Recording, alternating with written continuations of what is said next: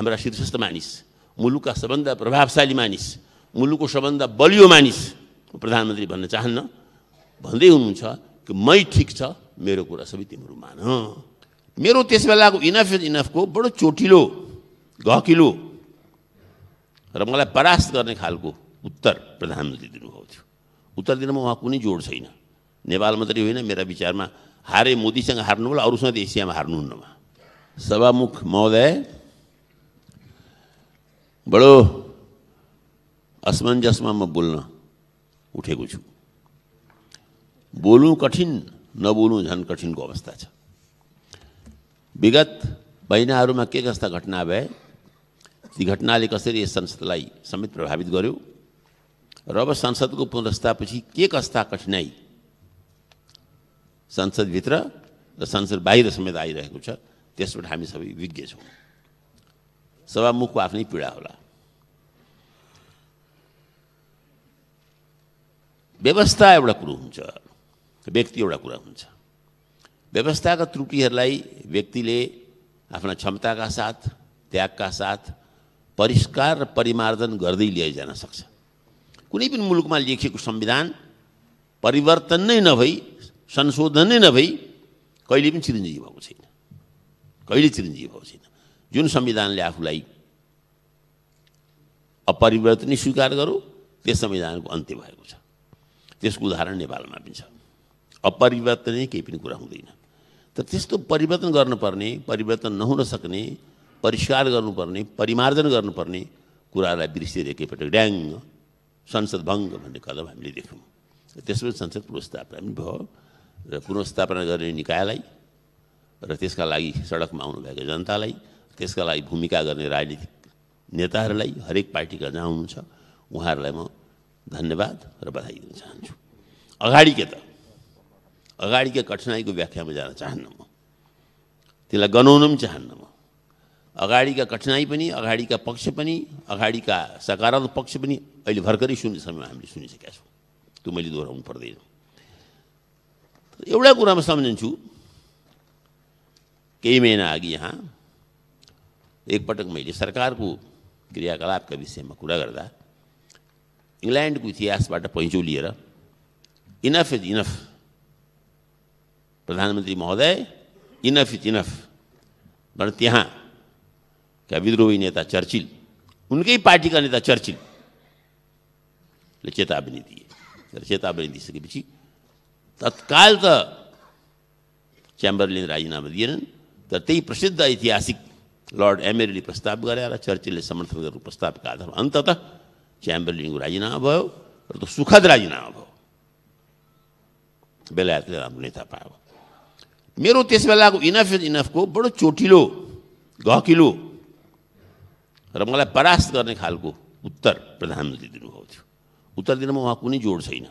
नेपाल मात्रै होइन, मेरा विचारमा हारे मोदीसँग हार्नु होला, अरूसँग एसियामा हार्नुहुन्न। यस अवस्थामा अहिले सबभन्दा ठुलो प्रश्न, एकछिन अघि शून्य समयका वक्ताले भन्नुभयो, त्यो चुच्चे नक्सा कता हरायो?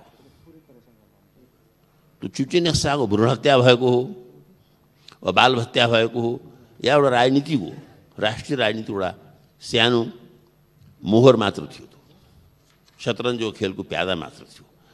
अब इनफ इज इनफ भन्दाखेरि त भ्रष्टाचारका कुरा थिए, राज्य शक्तिको अनुपस्थितिको कुरा थियो, एकपछि अर्को बलात्कार भइरहेका घटनाहरू कुरा थियो। त्यो सङ्ख्या हामीले त्यस दिन यहाँ सामने पेश गरेका थियौँ।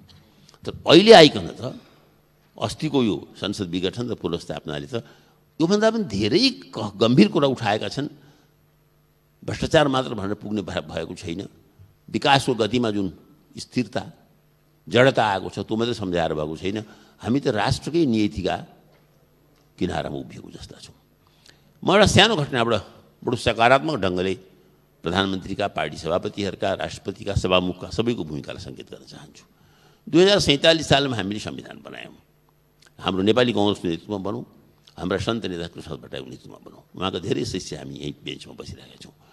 संविधान बनाएपछि उहाँले घोषणा गर्नुभयो, यस्तो सुन्दर संविधान विश्वमा कहीँ छैन।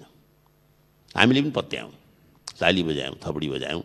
हो छैन, हाम्रो सन्त नेताले भनेको, विद्वान नेताले भनेको, संसदीय व्यवस्थाका सम्बन्ध जानकार महानुभावले भनेको पत्याउँ। तर संविधानको परिणति के भयो त तपाईलाई थाहा छ। त्यसको परिणति गर्न गराउन, त्यसलाई जोगाउन नसक्नुमा, त्यसलाई सिद्ध्याउन उद्यत हुनुमा हामी सबै संलग्न थियौँ। म कुनै विरोधी पक्षलाई मात्र जिम्मेदार ठहराउँदिनँ। यसपटकको संविधान त 2072 को संविधान त त्यस किसिमको सुखद स्वागतका साथ पनि बनेको छैन। याद राख्नु होला। ठुलो विवादका बीच, विभाजनका बीच एकातिर दीपावली हुँदै थियो पनि अर्कोतिर के कालो रात्रि ब्ल्याक डे बनाउँदै भएको थियो। अरू पनि थुप्रा कुरा थिए। स्पष्ट छ नेपाली कांग्रेस प्रजातान्त्रिकका माध्यमबाट, अन्य माध्यमबाट दलित, महिला, जनजाति, मधेसी, पछि हामीले कर्णाली थप्यौँ। यो दमका नाममा हाम्रो पार्टीभित्र र बाहिर व्यापक रहेको, प्रचलित रहेको यो जुन पदावली छ त्यसअनुसार यस संविधानसँग दलित असन्तुष्ट, जनजाति घोर असन्तुष्ट, मधेस त विद्रोहका लागि उत्रिएका थिए। अब यस संविधानलाई हामीले सम्हाल्ने कि नसम्हाल्ने, यसलाई हामीले सुसुसा गर्ने कि नगर्ने, यसलाई मलजल गर्ने कि नगर्ने। र मलजल गर्नुको साटो एउटा भर्खर रोपिएको बिरुवालाई उखेलेर यसको जरो लागेछ कि छैन हेर्ने। बिरुवा लगाउनेले बिरुवालाई एकदिन केही समय धैर्यपूर्वक जलमल गर्नुको साटो त्यसको बिरुवा उखेलेर त्यसको जरा हेर्ने प्रवृत्ति हामीले विगत महिनाहरूमा देख्यौँ। अब जरा हेर्न खोज्नेले त जरा हेर्न नदिनेले एउटा नयाँ दायित्व लिनु परेछ। यो संविधानको रक्षा हामी गर्छौँ गर्दैनौँ। रक्षा गर्दाखेरि यही रूपमा गर्छौँ कि यथोचित परिमार्जनका साथ गर्छौँ। त्यो परिमार्जन टालटुलो हुन्छ या मुलुकको सबै समूह, जाति, पहिचान चित्त बुझाउनुहुन्छ। यो काम एक्लै कसैले गर्न सक्दैन। चाहेर पनि प्रधानमन्त्रीले एक्लै गर्न सक्नुहुन्न, प्रतिपक्षका नेता र प्रतिपक्षका दलले पनि चाहेर एक्लै गर्न सक्दैन। संविधानको पहिलो परिभाषा के हो भने संविधान मूलतः सहमतिको दस्तावेज हो। यी मेरा शब्द होइनन्। विश्वको इतिहासमा सबभन्दा लोकप्रिय रहेको, सबभन्दा चिरञ्जीवी रहेको अमेरिकन संविधान, सबभन्दा सानो र चुस्त रहेको अमेरिकन संविधानमा त्यस संविधानका मसौदाकारले लेखे। यहाँ मलाई चित्त नबुझेको कुरा धेरै छ, तर मेरो चित्त वर्षौनी बदलिराखेको छ। कुनै समय राजतन्त्रको सपोर्टर थिएँ, आज राजतन्त्रको विरोधी छु। त्यो बेलायती राजतन्त्रको कुरा हुँदैछ। भोलि मेरो पनि विचार बदलिएला। त्यस पास चाहिँ आज म सहमतिका आधारमा गर्छु। राज्य र अधिकारको कुरा, राष्ट्रपतिको सापेक्ष अधिकारको कुरामा यस संविधानमा लेखिएको कुरा म सहमत छैन भनेर संविधानका सबभन्दा प्रमुख मसौदाकार बेन्जामिन फ्रेङ्कलिनले बोलेपछि बेन्जामिन फ्रेङ्कलिनको प्रान्तले सही गर्न मानेको छु। आज म सबभन्दा पहिले यस सदनका माध्यमबाट राष्ट्रिय सहमतिका लागि आह्वान गर्न चाहन्छु। बाहिरका सब कुरा आइराखेका छन्। को प्रधानमन्त्री बन्ने भन्ने कुरा प्रधानमन्त्री मानव सडकमा फ्याँकिएको छ। शेरबहादुरजीदेखि मोहन ठाकुरदेखि सबै प्रचण्डदेखि वर्तमान प्रधानमन्त्री चिरञ्जीवी प्रधानमन्त्री भइहाल्नु कुरा आएको छ। प्रश्न सरकारको होइन, सरकारको नेतृत्व कसले गर्छ भन्ने होइन। पहिलो प्रश्न जवाब दिनुहोस्, यो संविधानलाई बचाएर यसैमा हामी टेकेर अगाडि बढ्ने हो अथवा यसलाई 2047 सालको जस्तै बिजोग गर्ने हो अथवा चुच्चे नक्साको जस्तै बिजोगमा लैजाने हो। बिजोग भन्ने हो भने दोस्रो कुरो, अब हामीले संविधान लेख्दा कसरी लेख्छौँ? चुनावको कुरा आएको छ। यसमा कुनै शङ्का छैन कि चुनाव लोकतन्त्रको अत्यन्त नै सार्थिक र विश्वसनीय कसौटी हो। चुनावमा जाउँ, त चुनावमा जाँदा पनि कसरी जाउँ? सबै मिलेर जाउँ। यसै सत्ता सरकारका अन्तर्गत चुनावमा जान हामी सबै तयार हुन्छौँ कि कुनै व्यक्ति या शक्तिले बाहिर बसेर विद्रोह गर्छ कि? याद राख्नुहोस्, चुनाव पनि सहमतिमा जाने कुरा हो। स्वयं सभामुख लगायत अनेक उपस्थित क्रान्तिकारीहरू संलग्न भएको बेलामा 2047 सालको संविधान हामी मान्दैनौँ भनेर मुठीभर व्यक्तिले मात्रै भनेका थिए। ती व्यक्ति मुस्किलले 12 या 13 जना कति थिए मलाई थाहा छ। पूर्व सभामुख महरा पनि त्यति बेला हाउसमा आउनुभएको थियो। त्यही सानो समूहले तत्कालीन संविधानलाई नमानेको हुँदा 47 सालको विनाशको बीज रोपण त्यही भएको थियो। त्यस्तो समय आज पनि आएको छ। त्यसैले म सभामुखका माध्यमबाट के भन्न चाहन्छु भने म कसैलाई विष विमान गर्न चाहन्न, म प्रताडनामा गर्न चाहन्न। प्रधानमन्त्रीको प्रताडना हामीले भित्रबाट बाहिरबाट सदन बाहिरबाट गरिसकेका छौँ। तर एकपटक म उहाँलाई के भन्छु भने आफूभन्दा आफ्नो अहमभन्दा माथि उठेर हिजो त उहाँले प्रतिपक्षको नेता समेतलाई आफ्नो इरादा बताउनु भएको थिएन, सभामुख समेतलाई विश्वासमा लिनुभएको थिएन। सङ्कट एक दिनमा आएको होइन, सङ्कट क्रमशः आएका छन्। र म विनम्रतापूर्वक भन्न चाहन्छु मुख्यतः प्रधानमन्त्रीका कारणले आएको छ। अब अप्ठ्यारो समय आएको छ।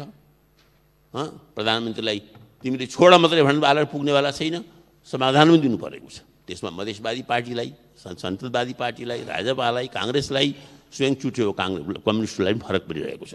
यो दिन प्रतिदिनको विवाद, दिन प्रतिदिनको भ्रष्टाचारको कथा हाम्रो संसदको भनाभनबाट जुहारीबाट हल हुँदैन। हामी जुहारीमा व्यस्त छौँ। आम जनताको दुःख, कर्मचारीको दुःख, महिलाको दुःख, दलितको दुःख, महँगाईको दुःखमा हामीले सम्बोधन गरिरहेका छौँ। त्यसैले भावुक भएर म यो उमेरको यस मोडमा, म 15-16 वर्ष उमेरदेखि राजनीति गरेको हो। अहिले त मैले राजनीति गरेको समयले 55 काटिसक्यो, 55 पुगिसक्यो। हामी यसका लागि यहाँ जम्मा भएको होइनौँ। आज यो मुलुकलाई यो अवस्थामा पुर्याउनुको लागि म दोषी छु। यो संसदमा हामी सबै दोषी छौँ। त्यस ठन्डा दिमागले हामी सबैले जुहारी गर्ने थलो बनाइदिएर एकपटक किन हामी आइपुग्यौँ, किन 47 सालको संविधान असफल भयो र अब हामी यसपटक अर्को बाटो जान चाहन्छौँ भने को जिम्मेदार छ त? जिम्मेदार खोजिन्छ। कोही भनिन्छ चीनले यस्तो गरौँ, कोही भन्छन् भारतले यस्तो गरौँ, कोही भन्छन् युरोपले यस्तो गरौँ। हामी त्यसको सहभागी र संयोजक नहुन्जेल कसैले केही गर्न सक्दैन। हामी त्यसैले एकपटक आफूमा चियाउँ र यस सङ्कटको घडीमा सबै एक भइकन कसरी राष्ट्रिय सहमति गर्न सक्छौँ र चुनावै गर्नु अघि पनि जरुरत पर्छ भने राष्ट्रिय सहमतिको सरकार समेत बनाउन तयार हौँ।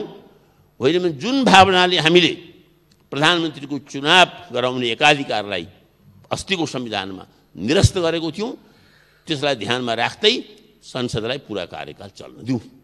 मैले थुप्रा यो पनि गरौँ, त्यो पनि गरौँ, त्यो पनि गरौँ भने यसलाई दार्शनिक हिसाबले अनेकान्तवाद भन्छन्। यो पनि ठिक हुनसक्छ, त्यो पनि ठिक हुनुहुन्छ। म मेरै गुरुको 12 टक्का भन्ने पक्षमा छैन। मैले नै भनेको मान्नुपर्छ भन्ने छैन। र मलाई शङ्का छ हाम्रा शीर्षस्थ मानिस, मुलुकका सबभन्दा प्रभावशाली मानिस, मुलुकको सबभन्दा बलियो मानिस प्रधानमन्त्री भन्न चाहन्न, भन्दै हुनुहुन्छ कि मै ठिक छ, मेरो कुरा सबै तिम्रो मान। यो भन्दाखेरि हामी मै देश हो, मै पार्टी हो भनेको अवस्थामा पुग्छौँ। त्यसैले विनम्रतापूर्वक लामो समय जेल रहनुभएको, बिरामी रहनुभएको, दुःख गर्नुभएको प्रधानमन्त्री ओलीलाई भन्छु, आजको राष्ट्रिय नीतिलाई आफ्नो तजविजको कुरा नमानिकन संसदमा उपस्थित प्रत्येक पार्टी, संसदभन्दा बाहिर रहेको नागरिक समाजले उठाएका एकपछि अर्को ज्वलन्त सवालहरूलाई सम्बोधन गरिकन नयाँ उचाइ प्राप्त गर्नुहोस्। नेपालीमा साँच्चै नै प्रधानमन्त्री ओलीले एउटा नयाँ युगको प्रवर्धन गरे भन्ने होस्। जाल झेल गरेर शकुनीले पासा फ्याँके जस्तो दुबारा पासा फ्याँकेर, शकुनी दुईपल्ट पासा फ्याँकेको थियो। एकपल्टको पासालाई द्रौपदीको प्रत्युत्तरले निरस्त गरेको थियो, दुबारा पासा फ्याँकेर फेरि पाण्डवलाई जङ्गल पठाए जस्तो संसद विघटन गर्ने दिशामा कृपया नगइदिनुहोस्। यति म करबद्ध प्रार्थना गरेर सभामुखमा सम्बोधन गर्न चाहन्छु। धन्यवाद। बात देखाएर यहाँ चुच्चे नक्सा पनि गायब पारिसकेको छ महोदय। यस्तो भइरहेछ। अब त्यसो भए सभामुख महोदय मार्फत सबै पार्टीको ध्यान जाओस्, जनताको ध्यान जाओस्। नाटक गर्दैछन्, संसदलाई बिजनेस नदिएर भ्रमको खेती छर्दैछन्। संसदले काम पाएन भन्ने प्रस्ताव भएका थुप्रै विधेयकहरू चाङ लागेर बसेका छन्, छलफल नगर्ने। सम्बन्धित मन्त्रालयले ठोस काम गरेर यसको जानकारी सदनलाई गराउनका निम्ति म सम्माननीय सभामुख महोदय मार्फत सरकारको ध्यान आकर्षण गराउन चाहन्छु। यो एमसीसी तुरन्त बहसको विषय बनाइयोस् र संसदको व्यवसाय बनाइयोस् या बिजनेस बनाइयोस् र संसदको विषय बनाइयोस् भन्ने जोरदार माग राख्न चाहन्छु। धन्यवाद। बालुवाटारमा ककटेल पार्टी गर्दै हामी कसरी नाच्न सक्छौँ? सारा जनता रोइरहँदा हामी कसरी हाँस्न सक्छौँ? हामी कसरी हाँस्न सक्छौँ? जनताको भोटले 2/3 सरकार बनाए, सडकको भरमा संसद विघटन गराए। मै हुँ संविधान, मै हुँ कानुन, मै हुँ राज्य। मेलम्ची देखाएर पेट्रोल र डिजलको भाउ बढेको छ। मेलम्चीलाई देखाएर सभामुख महोदय, धरहरालाई देखाएर यहाँ डन्डी र सिमेन्टीको भाउ बढिया छ सभामुख महोदय। हामी सबैले आफूभित्र रहेको कुविचार रङ्गभेद फेर्न जरुरी छ सभामुख महोदय। विगतमा जति पनि बन्द भएका कल कारखाना, भट्काएका पुलेसाहरूको काचुली फेर्न सरकार क्रियाशील छ। हाम्रो संसदको भनाभनबाट जुहारीबाट हल हुँदैन। हामी जुहारीमा व्यस्त छौँ। आम जनताको दुःख, कर्मचारीको दुःख, महिलाको दुःख, दलितको दुःख, महँगाईको दुःखमा हामीले सम्बोधन गरिरहेका छौँ। सर्वप्रथम मान्य श्री अञ्जना बिसङ्खे। सम्माननीय सभामुख महोदय, राज्य लोक कल्याणकारी जनपक्षीय बनाउन राज्यका हरेक अङ्गहरूलाई स्वायत्त अधिकारसहित संस्थागत रूपमा चल्न दिनुपर्छ। चाहे राष्ट्रपतिले होस् चाहे प्रधानमन्त्रीले होस्, जसले गल्ती गर्छ त्यसले स्वायत्त संस्थाले त्यसलाई चाहिँ निर्ममतापूर्वक दण्ड दिने व्यवस्थापन हुनुपर्छ। तर विडम्बना यति बेला हामी न चाहिँ सेटिङका आधारमा हरेक कुराहरू निर्णय गरिन्छ, त्यो चाहे त्यो निर्वाचन आयोग होस् चाहे त्यो सर्वोच्च अदालतका चाहिँ पार्टी सम्बन्धी फैसला होस्। हामी तल एकजना अजित मिजारको मुद्दा दर्ता किन भएन भनेर हामी कसरी भन्न सक्छौँ, जबकि यहीँको संसदीय समितिमा दलको निर्णयहरू, दलले गरेका निर्णयहरू तुरुन्त दर्ता हुँदैन, सेटिङका आधारमा दर्ता हुन्छन्। त्यसैले गर्दा राज्य यति उत्तरदायी माननीय श्री अनिल कुमार झा। सम्माननीय सभामुख महोदय, सामाजिक सुरक्षा भत्ता ज्येष्ठ नागरिक, अपाङ्ग, बालबालिकाहरू, दलितहरू लगायतकाले पाउँछन्।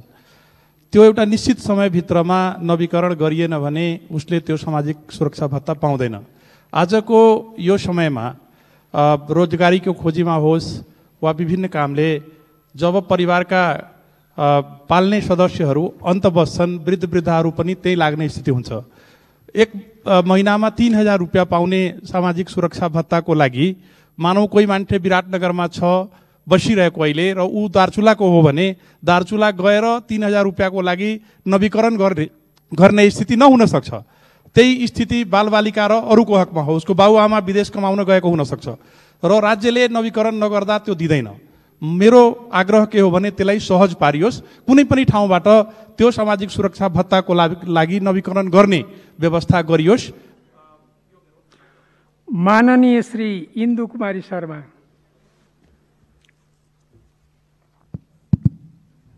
सम्माननीय सभामुख महोदय,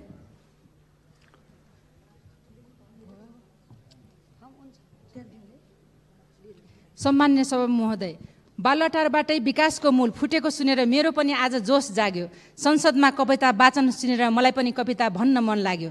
जनताको भोटले 2/3 सरकार बनाए, सडकको भरमा संसद विघटन गराए। मै हुँ संविधान, मै हुँ कानुन, मै हुँ राज्य भन्दैछन्।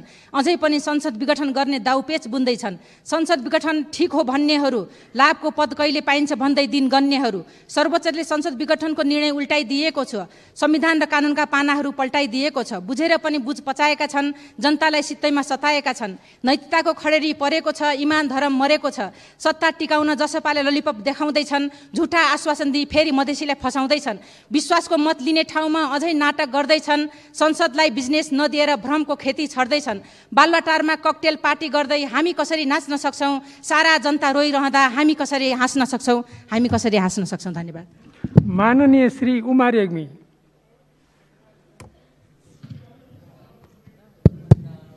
सम्मानीय सभामुख महोदय, घरि रेल ल्याइदिन्छौँ, घरि पानी जहाज ल्याइदिन्छौँ, घर घरै ग्यास पाइप पुर्याइदिन्छौँ, घर घरै रोजगारी दिन्छौँ भनेर प्रधानमन्त्रीज्यूले, सम्मानीय प्रधानमन्त्रीज्यूले कति ढाँट्ने। अब हुँदाहुँदै हाम्रा एकदम पूजनीय अभिभावक ज्येष्ठ नागरिकहरूलाई पनि 5000 बनाइदिन्छु भनेर अब आउँदो बजेटमा फेरि पनि ती चाहिँ ज्येष्ठ नागरिकहरूलाई ढाँट्ने कि 5000 बनाउने। त्यस कारणले ज्येष्ठ नागरिकलाई ढाँट्न पाइँदैन र उहाँहरूलाई चाहिँ दिने भनेको कुरा चाहिँ पुरा गर्नुपर्छ भन्ने म जोरदार कुरा राख्न चाहन्छु। धन्यवाद। माननीय श्री कृष्णबहादुर राई।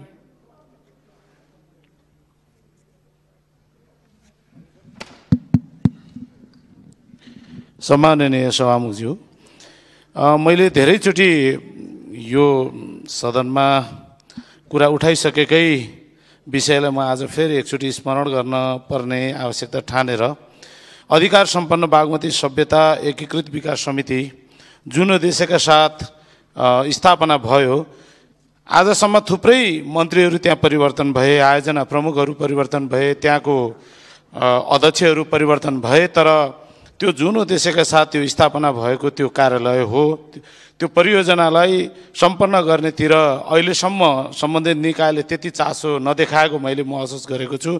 त्यसकारण म योसँग सम्बन्धित मन्त्रालयको म विशेष ध्यान आकर्षण गराउन चाहन्छु। हस्त, धन्यवाद। माननीय श्री खगराज अधिकारी।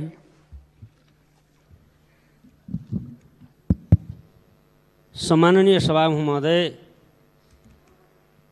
अलि 2-4 वर्षै भयो सभामुख महोदय, एमसीसी काङ्ग्रेस र माओवादीको संयुक्त सरकार हुँदा सम्झौता गरियो। आज त्यो थन्को लाएर सभामुख महोदय तपाईँ समक्ष छ। यो एमसीसी अरू कुरा त कार्यव्यवस्था पनि कहिलेकाहीँ कुरा हुन्छ।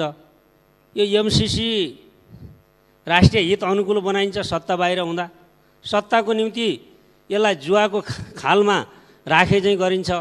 यो संसदमा 3 वर्ष 4 वर्ष कति वर्षसम्म लड्काउने यो सभामुख महोदय, यो एमसीसी तुरन्त बहसको विषय बनाइयोस् र संसदको व्यवसाय बनाइयोस् या बिजनेस बनाइयोस् र संसदको विषय बनाइयोस् भन्ने जोरदार माग राख्न चाहन्छु। धन्यवाद। माननीय श्री खेमप्रसाद लोहनी। सम्माननीय सभामुखज्यू, सरकारले 396वटा आधारभूत अस्पतालको शिलान्यास गरिरहेको, मेलाम्ची खानेपानी आयोजना उद्घाटन गरिरहेको, 165 रणनीतिक सडकको शिलान्यास गरिरहेको, पालिका केन्द्र जोड्ने कालोपत्रै सडकहरूलाई कालोपत्रै गर्ने योजना माग गरिरहेको, दिनको 2वटाको दरले झोलुङ्गे पुल, 1टाको दरले मोटर पुल निर्माण गरिरहेको, 3 वर्षको अवधिमा 4000 किलोमिटर सडक कालोपत्रै गरेको, प्रतिदिन 10 किलोमिटरको दरले कालोपत्रे सडक यति बेला भइरहेको यो अवस्थामा म सरकारलाई हार्दिक धन्यवाद ज्ञापन गर्छु। मैले सुनिरहेको छु छिट्टै धरहराको उद्घाटन पनि हुँदैछ। 165वटा रणनीतिक सडक शिलान्यास हुने सबै निर्वाचन क्षेत्रको लागि त्यो ज्यादै सुखद विषय हो। तर यो रणनीतिक सडक शिलान्यास भएकोमा केही मान्यज्यूहरूले साह्रै चित्त दुखाई घोर आपत्ति गरिरहनु भएको छ। माननीय श्री गगन कुमार थापा। सम्माननीय सभामुख महोदय, कोभिडको प्रभावले देशभित्रका उद्योग, खुद्रा व्यापार, निर्माण, यातायात र सबभन्दा बढी पर्यटन क्षेत्रमा लाखौँ नेपालीले रोजगारी गुमाएका छन्। सरकारी तथ्याङ्कले भन्छ वैदेशिक रोजगारीमा रहेका पनि लाखौँले रोजगारी गुमाएका छन्, जो नेपाल फर्केका छन्, फर्केर जान पाएका छैनन्। यिनीहरूको पुनर्स्थापनाको बारेमा यो चमत्कारी सरकार न केही सोच्छ न केही गर्छ। दक्षिण कोरियाको भाषा तथा सिप परीक्षा उत्तीर्ण गरेका करिब 10,500 र प्रतिबद्ध कामदार करिब 2,000 महिनौदेखि अलपत्र परेर काठमाडौँमा यत्रतत्र छरिएर बसेका छन्। यिनीहरूका बारेमा लगातार सरकारले व्यवस्था गरेको छ। फिलिपिन्सको, मालदिभ्सको, श्रीलङ्काको, म्यानमारको सरकारले गरेको जस्तो गरेको भए, पहल कदमी लिएको भए सायद यिनीहरूले कोरिया जान पाइसकेका हुन्थे होलान्। भाषा तथा सिप परीक्षा उत्तीर्ण गरेका, घर विदामा आएर फर्केर जान नपाएका यी कामदारहरूलाई कोरियामा रोजगारी पाउने सुनिश्चितताका सन्दर्भमा सम्बन्धित मन्त्रालयले ठोस काम गरेर यसको जानकारी सदनलाई गराउनका निम्ति म सम्माननीय सभामुख महोदय मार्फत सरकारको ध्यान आकर्षण गराउन चाहन्छु। धन्यवाद। माननीय श्री गजेन्द्र बहादुर महत। सम्माननीय सभामुख महोदय, मेलम्ची देखाएर पेट्रोल र डिजलको भाउ बढेको छ। मेलम्चीलाई देखाएर सभामुख महोदय, धरहरालाई देखाएर यहाँ डन्डी र सिमेन्टको भाउ बढिएको छ सभामुख महोदय। अब त्यसरी देखाइएको छ। विकास र समृद्धि देखाएर नुन, तेल, चामल र दालको मूल्य बढाएर जनताको ढाड सिकिएको छ सभामुख महोदय। पार्टीभित्रको झगडा देखाएर संसदको ढाडै माची सभामुख महोदय। कोरोना देखाएर यहाँ के गरे भने यो ऋणले जनता डुबाइसक्यो सभामुख महोदय है। अब यहाँ राष्ट्रवाद देखाएर यहाँ चुच्चे नक्सा पनि गायब पारिसक्यो सभामुख महोदय। यस्तो भइरहेछ। अब त्यसो भए सभामुख महोदय मार्फत सबै पार्टीको ध्यान जाओस्, जनताको ध्यान जाओस्। हस्, धन्यवाद। माननीय श्री गङ्गा चौधरी सतगौवा। सम्माननीय सभामुख महोदय, वसन्त ऋतुसँगै प्रकृतिले काचुली फेरे जस्तै हामी सबैले आफूभित्र रहेको कुविचार रङ्गभेद फेर्न जरुरी छ। सभामुख महोदय, विगतमा जति पनि बन्द भएका कल कारखाना भट्काएका पुलेसाहरूको काचुली फेर्न सरकार क्रियाशील छ। बेरोजगारी युवा पुस्ताहरूलाई विदेश जानबाट रोक्ने र रोजगारीको व्यवस्था गर्न सरकार अग्रसर छ। देशको मुहारमा मुस्कान ल्याउन तत्पर छ। त्यसैले सरकार परिवर्तन गर्ने खेलमा लाग्ने होइन, आफ्नो स्वार्थको राजनीति त्याग्नु पर्दछ। राष्ट्र निर्माण र राष्ट्रियताको लागि एकताबद्ध भएर समृद्ध नेपाल सुखी नेपालीको मूल अभियानमा सरकारसँग आत्मसात गरी अगाडि बढौँ भन्दै श्री पशुपतिनाथले सबै नेपालीहरूको मन मस्तिष्कमा सद्बुद्धि पलाउन्। यही 2078 सालको हार्दिक मङ्गलमय शुभकामना व्यक्त गर्न चाहन्छु। धन्यवाद। माननीय श्री घनश्याम खतिवडा।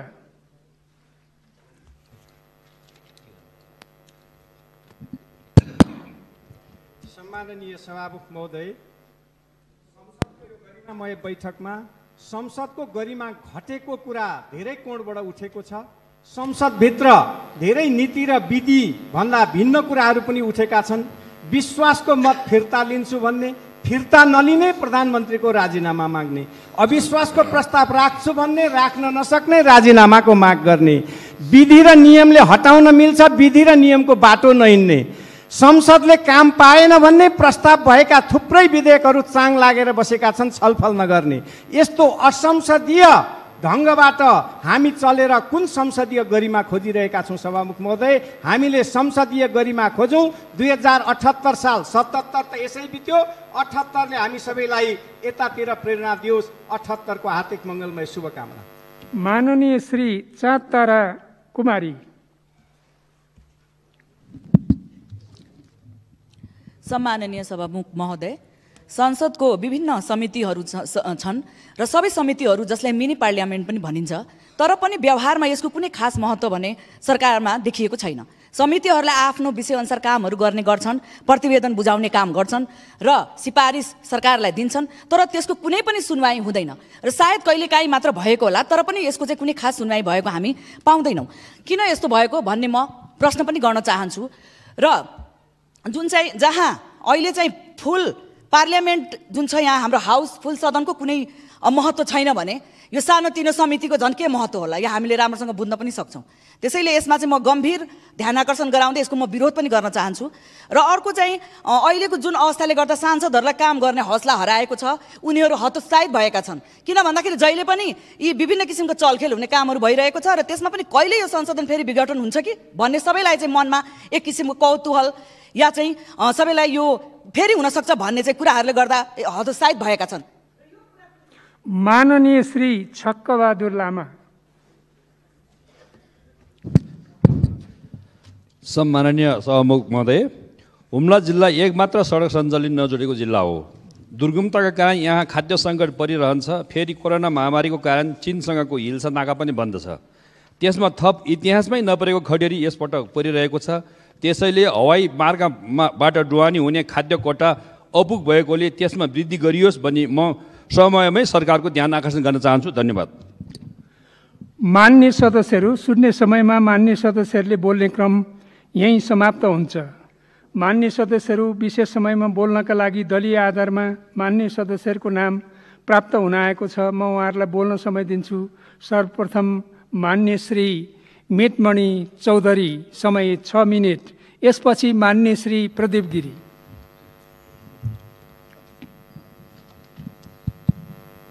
सम्माननीय सभामुख महोदय, भूमि मानव समुदायको लागि प्रकृतिको सुन्दर उपहार हो। यसैले भूमिमा सबैको बराबर हक हुनुपर्छ। तर विश्वभरिका पुँजीपतिहरू पुलिस प्रशासनको सहयोग लिएर आफ्नो उद्योगको कच्चा पदार्थको लागि बसोबासी जनताहरूको घरमा आगो लगाई उठीबास गराएर उक्त जमिनहरू आफ्नो बनाएको इतिहास छ। यसरी नै प्रकृतिको सुन्दर उपहार सामन्तहरूको निजी सम्पत्ति बन्न पुग्यो। नेपालमा पनि वीरता प्राप्तिको माध्यमबाट नापी हुँदा कर्मचारीहरूसँगको सेटिङ र अनेक जालझेल गरी किसानहरूले जोडभोग गरेको जमिन हरपी जमिनको मालिक भए। सम्माननीय सभामुख महोदय, नेपाली समाजको सबैभन्दा समस्याग्रस्त कुनै क्षेत्र छ भने त्यो हो भूमि। यद्यपि नेपाल सरकारले उच्च स्तरीय भूमि आयोग मार्फत भूमि समस्या समाधान गर्ने प्रयास गरेको देखिन्छ आयोगको अनुसार सुकुम्बासी र अव्यवस्थित बसोबासीको व्यवस्थापनको लागि 16 लाखले जग्गा पाऊँ भने आफ्नो स्थानीय पालिकाहरूमा निवेदन दर्ता गराएका छन्। दर्ता भएका निवेदनहरूको विषयमा नेपाल सरकारले सम्बोधन गर्ने नै छ या समाधान हुने प्रक्रियामा जाला। तर योभन्दा पनि बढी समस्याग्रस्त अरू पनि छ भन्ने बुझ्नु जरुरी छ। किसानहरूले जोडभोग गरेको जमिन नापिएको बखत जमिनदारहरूको नाममा नापी गरिएको थियो। आजको मितिसम्म पुग्दा अहिले ती जमिनहरू न त जमिनदारहरूको हुन सकेको छ न किसानहरूको। यद्यपि जोडभोग किसानहरूकै छ। हदबन्दीको विषयमा पनि हदबन्दीभन्दा बढिरहेको जमिनलाई नेपाल सरकारले आफ्नो स्वामित्वमा ल्याउन सकेको छैन। भोग चाहिँ जमिनदारहरूकै छ। न त जमिनदारहरूले भूमि कर तिर्छन् न त पूर्ण रूपमा उपयोग नै गर्न पाएका छन्। यसै गरी गुठी जमिनको अवस्था पनि खराबै छ। किसानहरूले जोडभोग गरेको जमिन अनेक षड्यन्त्र गरी गुठीको नाममा बनाएका घटनाहरू छन्। गुठीका केही क्षेत्रफलहरूमा मोही पनि कायम रहेको छ, तर त्यस विषयमा कानुन निष्क्रिय रहेकोले गुठी र किसानका बीचमा द्वन्द्व कायमै छ। दशकौँदेखि किसानहरूले जोडभोग गरेको जमिनलाई विश्वविद्यालय, शैक्षिक संस्था, अन्य सामाजिक संस्था, सरकारी कार्यालयहरू र विभिन्न मठ मन्दिरहरूको नाममा गराएको घटनाहरू पनि प्रशस्तै छन्। पछिल्लो समयमा समाजमा आएको जागरणले अधिकांश किसानहरू बटैया, कुट, तिरो र ठेक्काका पैसा जमिनदारहरूलाई तिर्न छोडिसकेका छन्। अनेक जालझेल गरी दिउँसै डकैती गरी आफ्नो बनाएकोले उक्त जमिनमाथि दावा गर्ने जमिनदारहरूसँग नैतिक बल छैन भने आफ्ना पुर्खाले भोग गरेको जमिन हेर्दा हेर्दै अर्कैले लगिदिँदा किसानहरूको मनोविज्ञान दिन प्रतिदिन विद्रोही बन्दैछ। किसानहरू बदला लिने तयारीमा छन् र उचित मौका पर्खेर बसेका छन्। कुनै समयमा जमिनको विषयले लिएर नेपाली समाजमा भयङ्कर ठुलो विद्रोह हुन सक्ने सम्भावना देखिरहेको छु। यसै गरी प्राकृतिक प्रकोप, बाढी पहिरोको कारण विस्थापित भएर बसोबास गरिरहेको जमिनको विषयमा पनि सम्बोधन हुनुपर्ने देखिन्छ। यस विषयमा पनि नेपाल सरकार र सम्बन्धित मन्त्रालयको ध्यान पुग्नुपर्ने जरुरी छ। विगत 2052 सालमा लाल पूर्जा प्राप्त गरेका तर लाल पूर्जाको रेकर्ड मालपोत कार्यालयमा कायम नभएको र नापी कार्यालयमा पनि किस्ता काट्न भएको जमिन पनि प्रशस्तै छ। साथै कुनै जमिनहरू किस्ताबन्दीमा पनि बसोबासी जनताहरूलाई उपलब्ध गराएको देखिन्छ। कुल 3 किस्तामा उपलब्ध गराएको भूमि सम्बन्धित व्यक्तिहरूले 2 किस्तासम्म तिरिसकेको र बाँकी 1 किस्ता तिर्ने शाखा नै हराएकोले उक्त प्रकारका जमिनहरू पनि अल्पत्रको अवस्थामा छ। यसको लागि या त कानुन बन्नुपर्छ या त मालपोत कार्यालयमा छुट्टै शाखा खोली बाँकी 1 किस्ता बुझी सम्बन्धित किसानहरूको नाममा दर्ता प्रक्रिया गरी बढाउनको लागि अनुरोध छ। सम्माननीय सभामुख महोदय, भूमि नेपाली समाजको लागि ठुलो समस्या बन्दैछ। यसको समाधान समयमै यही सरकारले गर्नुपर्छ। यसको लागि भूमि समस्यालाई पहिचान गरौँ। यी सबै समस्यालाई समाधान गर्नको लागि सम्बन्धित मन्त्रालयबाट मात्रै समाधान हुने छाँटकाट नदेखिएकोले समस्याग्रस्त जिल्लाका सांसदहरूको सहभागितामा एक संसदीय समिति बनाएर अघि बढेमा दशकौँदेखिको भूमि समस्यालाई समाधान गर्न सक्छौँ। अन्तमा केही महिनापछि शैक्षिक सत्र सुरु हुँदैछ, तर मेरो जिल्ला र छिमेकी दाङ, रोल्पा, प्युठान, सल्यान, पूर्वी र पश्चिम रुकुमका सरकारी विद्यालयका विद्यार्थीहरू कहिले पनि समयमा किताब पाउन सकिरहेका छैनन्, जसको कारणले पठन पाठनमा डिस्टर्ब भइरहेको छ। यसैले उक्त ठाउँमा दाङ जिल्लामा एउटा जनक शिक्षा सामग्री केन्द्रले डिपोको स्थापना गरी विद्यार्थीहरूलाई समयमा पुस्तक उपलब्ध गराउनको लागि म हार्दिक अनुरोध गर्छु। धन्यवाद। माननीय श्री प्रदीप गिरी, समय 10 मिनट। यसपछि माननीय श्री शक्तिबहादुर बस्नेत।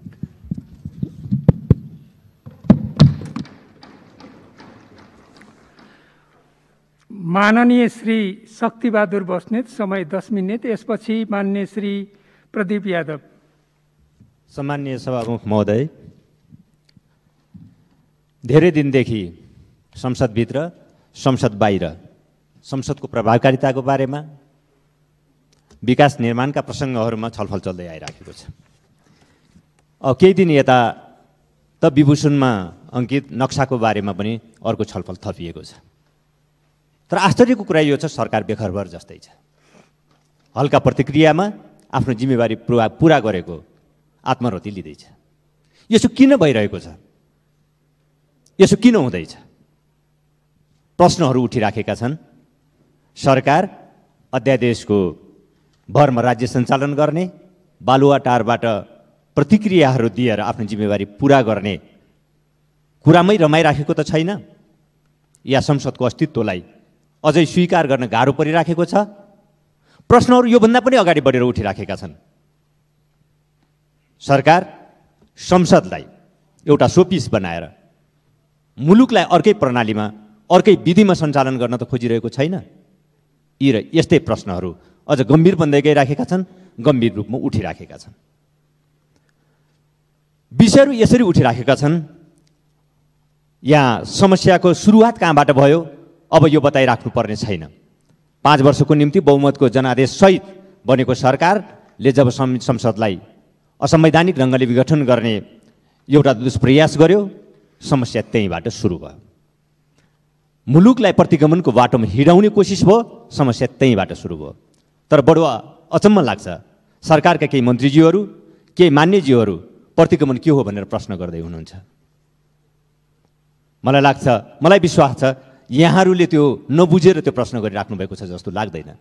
हामीले 2072 सालको संविधान बनायौँ। 72 सालमा यी संविधान सभाबाट परम्परागत संसदीय प्रजातन्त्रका केही मूल्यहरू, समावेशी लोकतन्त्रका केही मूल्यहरू, समाजवादी लोकतन्त्रका मूल्यहरू समेतलाई समायोजन र एकीकृत गरेर एउटा नौलो र अलि मौलिक प्रकृतिको लोकतान्त्रिक प्रणालीलाई हामीले स्थापित गर्यौँ। अब यो बताइराख्नु पर्ने छैन हामीले अभ्यास गरिराखेको प्रणाली परम्परागत संसदीय प्रणाली हो होइन भनेर। अदालतले पनि यो कुरालाई व्याख्या गरिदिइसक्यो। परम्परागत संसदीय प्रणाली भन्दा फरक गर्ने, यो प्रणालीलाई फरक गर्ने अनेकन विषयहरूमध्येको एउटा विषय थियो प्रधानमन्त्रीको लहरमा प्रधानमन्त्रीले चाहने बित्तिकै संसदको हत्या हुन सक्दैन, संसद भङ्ग हुन सक्दैन। यो परम्परागत संसदीय प्रणालीको मान्यतामा गरिएको परिमार्जन थियो। तर प्रधानमन्त्रीजीले यही मूल्यमाथि हमला गर्नुभयो र परम्परागत संसदीय मान्यतालाई पुनर्स्थापित गर्ने कोसिस गर्नुभयो। यही हो प्रतिगमन। नयाँ प्रगतिशील मूल्यहरूलाई समाप्त गरेर परम्परागत मूल्यहरूलाई स्थापित गर्ने जब कोसिस हुन्छ त्यही हो प्रतिगमन भनेको। संविधानका मूल्यहरूमाथि, संविधानका प्रगतिशील मान्यताहरूमाथि जब हमला हुन्छ प्रतिगमन त्यही सुरु हुन्छ। संवैधानिक आयोगहरूको नियुक्ति कुन प्रक्रियामा भयो? संविधानको भावना अनुरूप भइराखेको छ? सबै स्पष्ट छ। के यो लोकतान्त्रिक मान्यता हो? त्यो अग्रगामी मान्यता हो? आज संसदको अवस्था यो छ, संसदले कुनै रचनात्मक काम गर्न पाइराखेको छैन। सरकारमा तत्परता चाहिँदैन, जवाबदेहिता चाहिँदैन, पहल कदमी चाहिँदैन। संसदमा यो पठाइदिएको छ किन भएन भनेर पुग्छ, जिम्मेवारी पुरा हुन्छ। अनि संसदको यो प्रभावकारितालाई समाप्त गर्ने, संविधानका भावनाहरूलाई समाप्त गर्ने, संविधानले स्थापित गरेका प्रगतिशील मूल्यहरूलाई समाप्त गरेर परम्परागत मूल्यहरूलाई पुनर्स्थापित गर्ने जुन प्रयत्नहरू हुन्छन्, प्रतिगमन त्यही हो। अब प्रतिगमन के हो यो सोधिराख्नु पर्दैन। कुर्सी यहाँ त प्रतिगमनका यी विषयहरू उठिराख्दा यो कुर्सी नपाएर प्रतिगमनका कुरा गरिराखेका छन् भनेर अत्यन्त गैर जिम्मेवार र हल्का टिप्पणीहरू गर्ने गइरहेको छ। प्रतिगामी कदम भयो भने मन्त्रीहरूले राजीनामा दिए।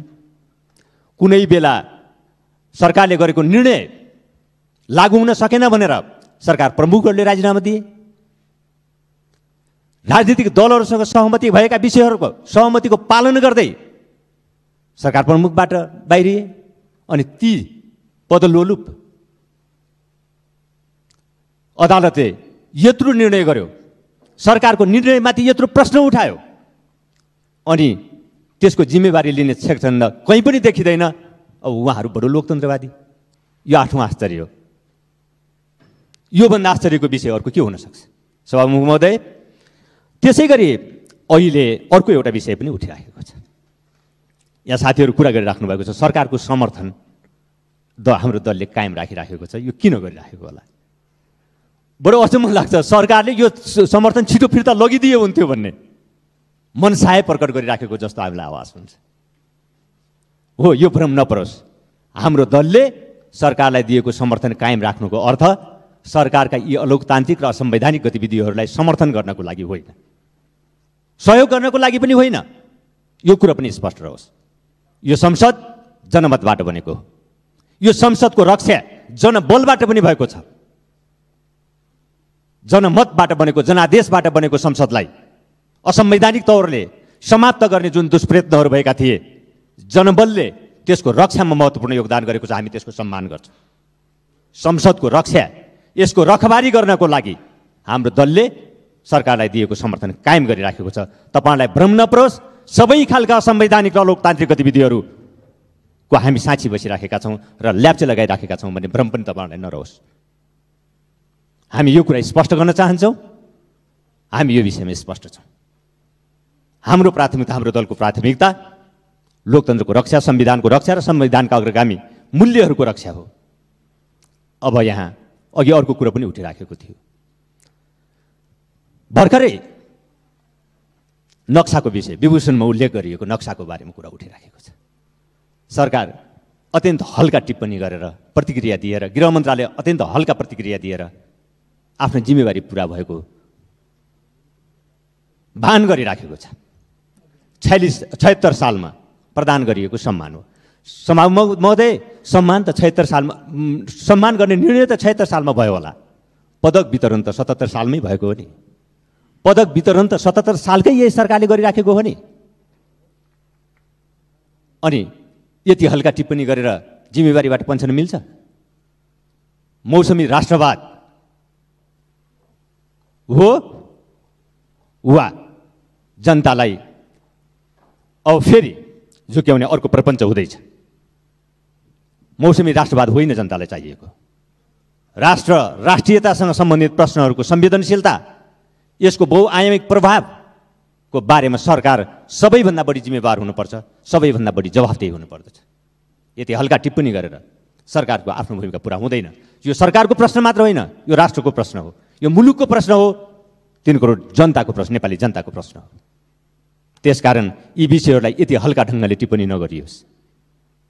यी विषयहरूको गम्भीरतालाई, यो 76 सालमा प्रदान गरिएको सम्मान हो भनेर गरिने हल्का टिप्पणीहरूले जनताको यो भावना, यो राष्ट्रप्रतिको जवाफदेहिता र जिम्मेवारीलाई सम्बोधन गर्दैन सभामुख महोदय। त्यसै गरी यहाँ अलिअलि विकास निर्माणका बारेमा पनि चर्चाहरू भइराखेका छन्। विकास निर्माण जनअपेक्षा अनुसार भइराखेको छैन, यही कुरा सही हो। किन भइराखेको छैन? मलाई लाग्छ यसको निम्ति सबैभन्दा जिम्मेवार सरकार प्रमुख हुनुहुन्छ। पहिलो कुरा, उहाँलाई एउटा भ्रम छ सबै भइराखेको छ, जनअपेक्षा अनुसार विकास भइराखेको छैन, सबै भइराखेको छ भन्ने भ्रमको शिकार उहाँ बनिराख्नु भएको छ। समस्या यहीँबाट सुरु भएको छ।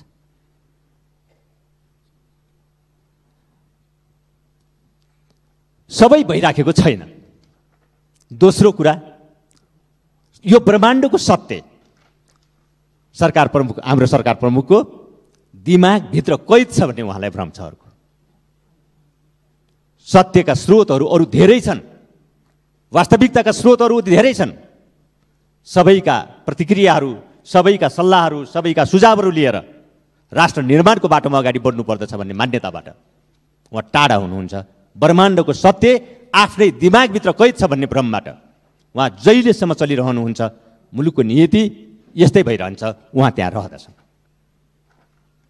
विकासको अर्को मलाई लाग्दछ, विकास सम्बन्धी उहाँको मोडल, विकास सम्बन्धी उहाँको समझ परिवर्तनका मूल्यसँग मेल गरिराखेको छैन। विकास सम्बन्धी उहाँको समझ नेपाली समाजको आवश्यकतासँग मेल गरिराखेको छैन। कुरा भइराखेको छ, साथीहरूले उठाइराख्नु भएको छ, निर्वाचन क्षेत्रका रणनीतिक सडकको कुरा होस्, स्थानीय तह जोड्ने सडकका कुराहरू हुन्, यी सबै विषय, अस्पतालका कुराहरू हुन्।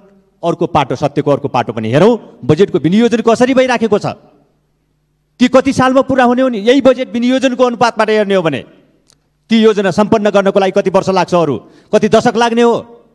यसको प्राथमिकीकरण छ। सरकार रेललाई प्राथमिकता दिइराखेको छ, रेलको प्राथमिकीकरणको कुरा गरिरहेको छ, अरबौँ बजेट पनि विनियोजन गरिरहेको छ। रेलका ठेक्कापट्टा कसरी लागेका छन् भन्ने कुरा सडकमा राम्रैसँग चाहिँ छलफल र चर्चा परिचर्चा भइराखेका छन्। अरबौँ बजेट रेलमा विनियोजन भएको छ। कति बजेट छ रणनीतिक सडकहरूको निम्ति, अस्पतालहरूको निम्ति? प्रश्न जवाफ छ। पपुलिस्ट कुरा गरेर जो जनतासँग जोडिएका विषयहरू तिनलाई पपुलिस्ट ढङ्गले अगाडि राख्ने, प्राथमिकता अर्को कुनै निर्धारण गर्ने, यो तरिकाले देशको विकास हुँदैन। विकासमा आज जे कुराहरू भइराखेका छन् यसले समस्याको समाधान गर्दैन। राजनीतिक व्यवस्था बदलिएको छ, जनताको अवस्था बदलिएको छैन। परिस्थिति बदलियो, मनस्थिति पुरानै छन्। अब ती पुराना मनस्थितिहरू नबदलिकन जनताको अवस्था बदलिँदैन। विकास हामीले राजनीतिक व्यवस्था समावेशी बनायौँ, राजनीतिक व्यवस्था समतामूलक बनाउने कुरा गऱ्यौँ, तर विकास समावेशी कसरी हुन्छ?